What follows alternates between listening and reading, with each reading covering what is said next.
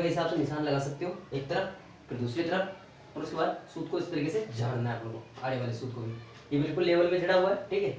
यहाँ पर मैं समझाने के हिसाब से बता रहा हूँ, आपको साइड में लेवल में ही झाड़ना है और नील से झाड़ना है ताकि आपको दिखे अच्छे से, ठीक है। और यहाँ पर मैंने खड़े सूत को, इस खड़े को और आड़े को सूत को झाड़ दिया, 6.5 बाई 10 में मैंने सूत को झाड़ दिया, ठीक है। अब अपन को क्या करना है, सीढ़ियाँ बनानी है, ठीक है भाई, सीढ़ियाँ बनाना है। तो अपनी सीढ़ी यहाँ से स्टार्ट होगी, जैसे कि पहले सीढ़ी थी ये बन गई अपनी, नीचे से जितनी भी बची हुई है वो नीचे वाली पहली सीढ़ी का ये राइजर हो गया, ठीक है। ये नंबर 1 सीढ़ी चला जाएगी, ठीक है। और इसके बाद इसका जो स्टेप है ये बन गया लेंथ इसकी ये वाली, ठीक है। मैं थोड़ा सा इसको मिटा देता हूँ ताकि और अच्छे से आपको समझ में आ जाएगी। इसके अलावा जो भी डाउट हो आप कमेंट बॉक्स में मुझे लिख के बता सकते हो, मैं इसलिए मिटा रहा हूँ ताकि आपको आराम से अच्छे से समझ में आ सके। तो पहला स्टेप हो गया, दूसरा वाला ये हो गया अपना, ठीक है। ये इसका राइजर हो गया, इसकी मतलब स्टेप की हाइट होगी और स्टेप की लंबाई होगी ये वाली, ठीक है। अब इनको मिटा सकते हैं ताकि आपको अच्छे से समझ में आ सके। ये अपनी तीसरी सीढ़ी बन गई, ठीक है। और इसी तरीके से ये अपना इसकी हाइट होगी और इसकी लंबाई ये होगी, ठीक है। तो ये और आराम से समझ में आ जाएगा आपको। ये चौथी सीढ़ी बन गई अपनी, और ये वाली 5वीं सीढ़ी, ये अपनी 5वीं कंप्लीट होगी ताकि आपको अच्छे से समझ में आ सके। मैं मिटाता जा रहा हूँ ताकि आप कन्फ्यूज मत होना, ताकि समझ में आ सके आपको, इसीलिए मैं मिटा रहा हूँ। अगर मैं नहीं मिटाता तो आप कन्फ्यूज होते रहोगे कि ऐसे समझा रहे होंगे। लेकिन यहाँ से अपना स्टेप हो गया, ठीक है। ये सीढ़ी बन गई, ये सीढ़ी बन गई, ये सीढ़ी बन गई, ये सीढ़ी बन गई, इसी तरीके बनाते भी अपनी बनती चली जाएगी। यहाँ से मिटा देता हूँ ताकि आपको अच्छे से समझ में आ सके। ये अपनी स्टेप की लंबाई होगी, मतलब कि लेंथ हो गई, और इसका राइजर ये हो गया, ठीक है। और इसका राइजर ये हो गया, इसकी लंबाई ये हो गई। इसको मिटा सकता हूँ। ये 6ठी सीढ़ी, ये 7वीं सीढ़ी, ठीक है। और इसका ये राइजर हो गया, ये लो। इसके बाद अपन को रैंप बनाना, मतलब इस पर रैंप की जो रैंप को कैसे डाला जाता है वो बिल्कुल ही अभी आसान हो जाएगा। किस तरीके से आप बिल्कुल आसानी से रैंप को डाल सकते हो। इतना सब कुछ करने के बाद अगर आपने सही से सूत झाड़ लिया और सही से अगर निशान लगा लिया तो आप आराम से बिल्कुल इसमें ये शटरिंग कर सकते हो। मतलब शटरिंग के लिए, रैंप के लिए जो भी करते हो, मतलब नाप तोल, वो बिल्कुल आराम से करना अब आसान हो जाएगी। ये 8वीं, ये 9वीं सीढ़ी होगी, और ये अपनी 10वीं सीढ़ी होगी। इसका राइजर ये, इसका राइजर ये लंबाई और ये राइजर ये 11वीं होगी, ठीक है। और ये वाले इसको मिटा देता हूँ।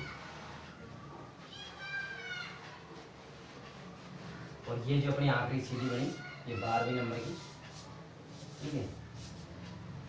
12वीं नंबर की कंप्लीट होगी। अब ये तो होगी अपनी सीढ़ियाँ। तो जो अपनी सीढ़ियाँ हैं, इन सीढ़ियों की जो लंबाई है, मतलब जो राइजर था यहाँ पर अपना 6.5 का, ठीक है।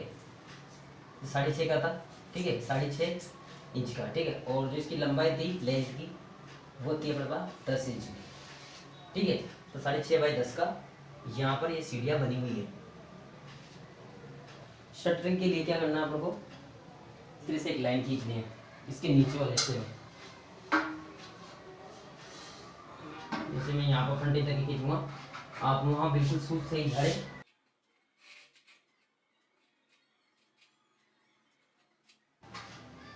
इस तरीके से आप वहाँ पर बिल्कुल सूत धर के ही झाड़े। मैं यहाँ पर समझाने के हिसाब से आपको बता रहा हूँ सिर्फ। आप वहाँ पर सूत से, नील से, मतलब जो भी है उसी से झाड़े आप इस तरीके से।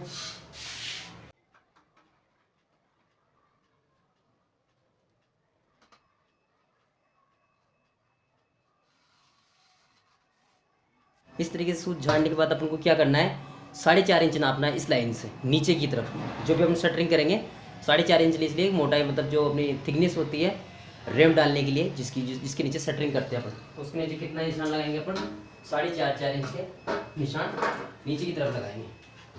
जैसे यहाँ पर मैं 4.5 इंच के निशान लगा दूंगा इस तरीके से नाप के, ठीक है। तो जैसे मेरा 4.5 इंच है यहाँ पर, ठीक है। और इधर भी मेरा 4.5 इंच है यहाँ पर। तो मैं निशान के हिसाब से कर देता हूँ, फिर मैं मिला दूंगा इसको, यहाँ पर मैं लगा देता हूँ, ठीक है।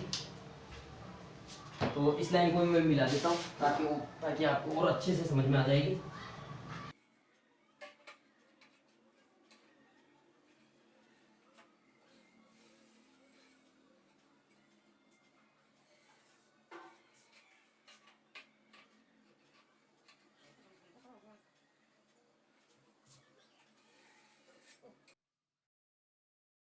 तो इस तरीके से अपनी जो है शटरिंग वाली है, तो इसके नीचे अपन में मतलब इसके नीचे में शटरिंग टूटेगी, इसके नीचे मैं इसको भी मिटा देता हूँ जो थोड़ा आपको आराम से समझ में आ सके। इसके नीचे वाले हिस्से को मिटा सकता हूँ, तो किसी काम का नहीं रहा। तो अब आपको आराम से समझ में आ रहा होगा, अच्छे से समझ में आ रहा होगा, मतलब कि यहाँ से अपने स्टेप बाय स्टेप चढ़ सकते हैं। और इसी तरीके से अपन को जो नीचे 4.5 इंच नापा, नीचे वाली जो लाइन है इसके नीचे अपन को शटरिंग को ठोकना है। इस तरीके से बिल्कुल परफेक्ट तरीके से आप ठोक पाओगे और सही तरीके से समझ पाओगे, बिल्कुल कोई दिक्कत नहीं आएगी। फिर भी कोई डाउट रहता है या कोई आप सलाह देना चाहते हो तो कमेंट बॉक्स में लिख के बता सकते हो। दोस्तों जैसे कि यहाँ पर बनी हुई टोटल अभी 12 सीढ़ियाँ बनी हुई है, ठीक है। तो 120 इंच तो जगह अपनी कवर होगी इसमें, और 7.5 फुट के आसपास इसमें जगह हाइट में कवर होगी, ठीक है। मान लीजिए इसमें अपने 3 सीढ़ियाँ हटा दें, ऊपर की सीढ़ियाँ 10वीं और 11वीं और 12वीं 3 सीढ़ियाँ हटा दें।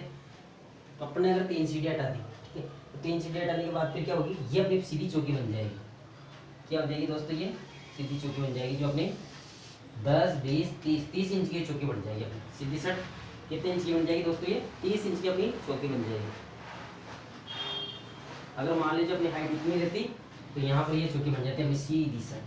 इस तरीके से बिल्कुल चौकी बन जाती है, चौकी चौकी चौकी या ब्लेंडिंग बोलते हैं, लैंडिंग मतलब ये तो चौकी बोलती है। ब्लेंडिंग जो है 30 इंच की बन जाती है अपनी, कितने की, 30 इंच की। 30 इंच की यहाँ पर चौकी बन जाती है अगर अपना इतनी हाइट रहती तो। और जब इसकी शटरिंग करते इस तरीके से 4.5 इंच नाप के यहाँ पर इसकी चौकी बन जाती है। तो दोस्तों चौकी या लैंडिंग इसलिए डाली जाती है ताकि अपन सामान ऊपर, जैसे सीढ़ियों को घूमते हैं ना अपन, जैसे अपन सीढ़ियों को घूमते हैं इस तरीके से जाके अपना जीना वापस इस तरीके से ऊपर की ओर जाता है। तो उसमें क्या होता है, जो अपना जो सामान होता है उसको घुमाने में, मतलब सामान को घुमाने में दिक्कत नहीं आती, इसलिए लैंडिंग या चौकी डाली जाती है। इसका डालने का उद्देश्य यही रहता है।